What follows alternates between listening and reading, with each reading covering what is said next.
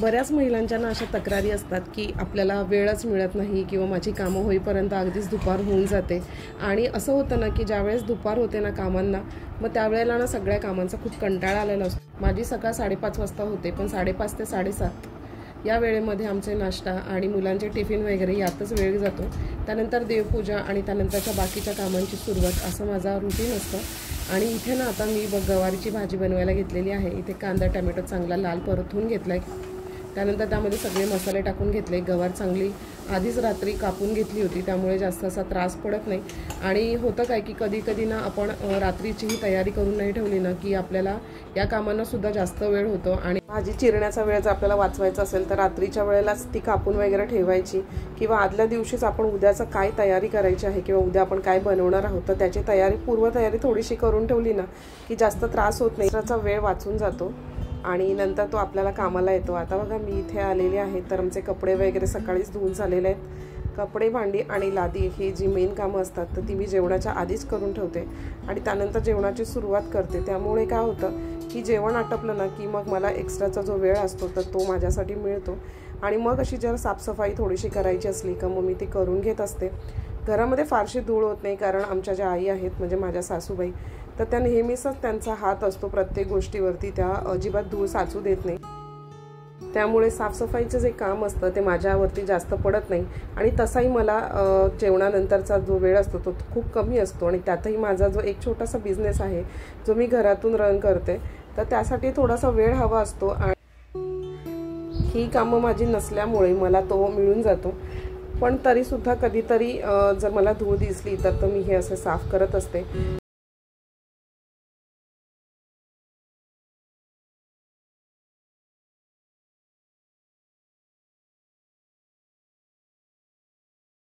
सुद्धा स्वतःसाठी जर आपल्याला वेळ काढायचा असेल तर आपल्याला थोडे जास्तचे एफर्ट्स टाकावे लागतात, कारण जर आपण तसा विचार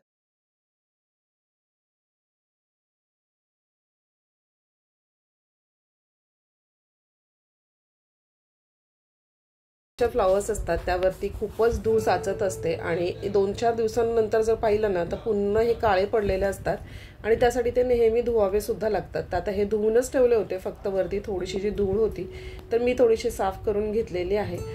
आणि बघा इथे सुद्धा ना अगदी टीव्हीचा युनिट वगैरे ना या साईडला पण रोजच्या रोज जरी हात लावला ना तरी सुद्धा खूपच धूळ साचत असते आणि ती नेहमी साफ करावी लागते। आणि असं नाही केलं ना आणि एक दिवस जरी आपलं चुकून ते राहिलं करायचं तर ना खूप धूळ साचून जाते। आणि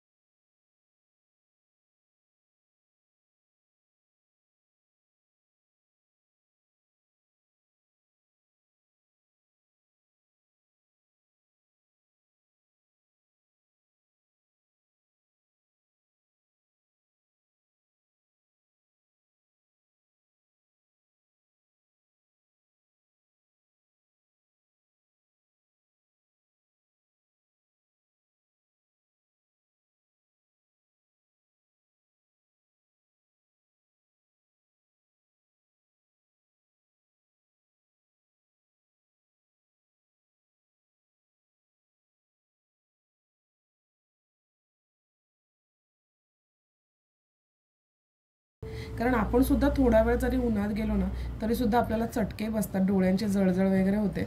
दिवसभर जे पक्षी आणि प्राणी बाहेर भटकत असतात तर त्यांना किती तहान लागत असेल आणि किती त्या उन्हाचे चटके बसत असतील।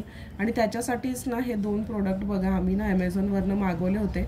आता हे आम्ही हिवाळ्यातच लावले होते आणि तुम्ही बघू शकता इथे ना एकामध्ये आम्ही तांदूळ ठेवलेत आणि दुसऱ्यामध्ये पाणी, तर तांदळाचा ना अजूनही अर्धाही झालेला नाहीये, पण पाण्याचे ना जो बाटला आहे तर तो पूर्णच रिकामी झालेला होता. उन्हामुळे हे पक्षी ना सतत तिथे गॅलरीत येऊन ना पाणीच पित राहतात. खाण्याकडे तर त्यांचं लक्षही नसतं. तर त्या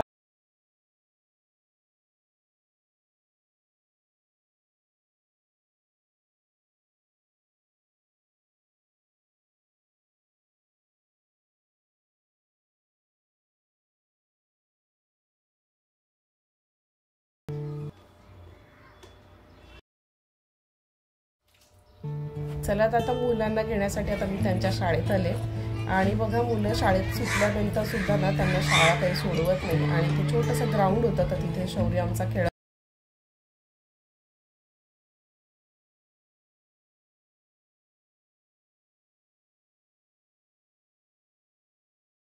खूपच ऊन लागतंय म्हणून पटापट अगदी घरी आलं.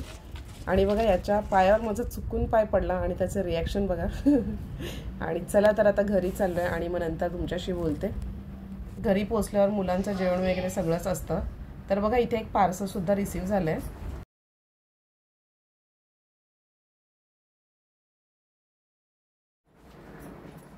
किचन मध्ये आपण जे तेल बघा तेलासाठी या बॉटल अगदी मी बऱ्याच व्हिडिओज मध्ये वगैरे पाहिलं होतं आहेत. ऑइल या बॉटल युजफुल आहेत तर म्हटलं चला आपणही मागवून बघूयात. बॉटल आणि अजून एक आहे तर ही दुसरी बॉटल. या 2 बॉटल्स मी मागवल्या होत्या आणि आज मध्ये रिसीव झाल्यात.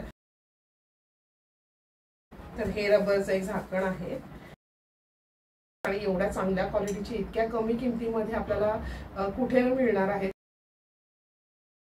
आणि हे बघा असं प्रेस केल्यावर इथून ऑइल पडेल. हे लॉकिंग आहे आणि हे आहे ते रबर अगदी फिट बसतंय. चला तर ह्या यूज केल्यानंतर मी तुम्हाला नक्कीच याचा रिव्ह्यू देईन. आत्ता तर सध्या मागवल्यात आणि क्वालिटीचं सांगायला गेलं तर अतिशय सुंदर अशी क्वालिटी आहे आणि मला तरी असं वाटतं की छान होतीलच नक्कीच.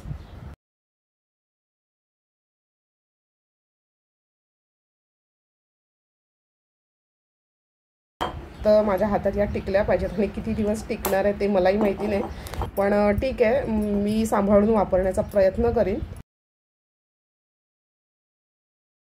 ते तरी 1 लिटरपेक्षा कमी तेल याच्यात राहत असेल कारण या तशा साईजने थोड्या छोट्या वाटते.